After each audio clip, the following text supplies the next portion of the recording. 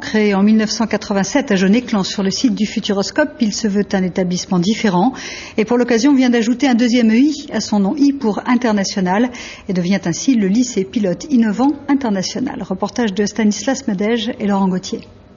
Attention, 2,5, 3. 20 ans déjà, le lycée pilote innovant a vu le jour à la rentrée 1987. Le but était de créer un établissement avec une méthode d'apprentissage différente des lycées classiques.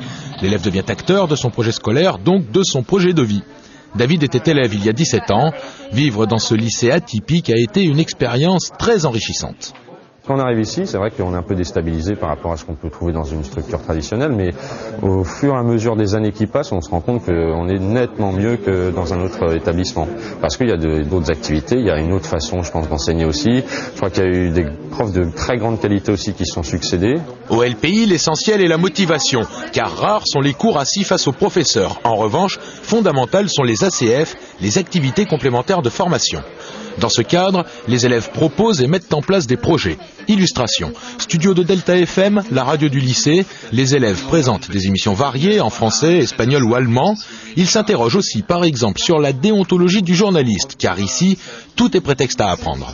L'intérêt est de prendre la parole à l'oral, de construire son propos, d'avoir, quand on fait de la radio, des références précises dans ce qu'on dit, être un vrai journaliste, puisqu'on a une vraie radio.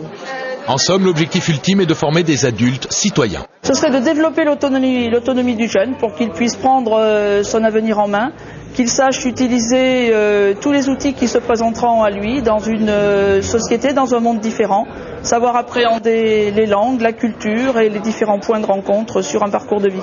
20 ans donc et un deuxième I, celui du mot international. Alors on ne va pas vous dire que dans 20 ans on ajoutera 3 I intergalactiques, nous aurons l'occasion d'en reparler.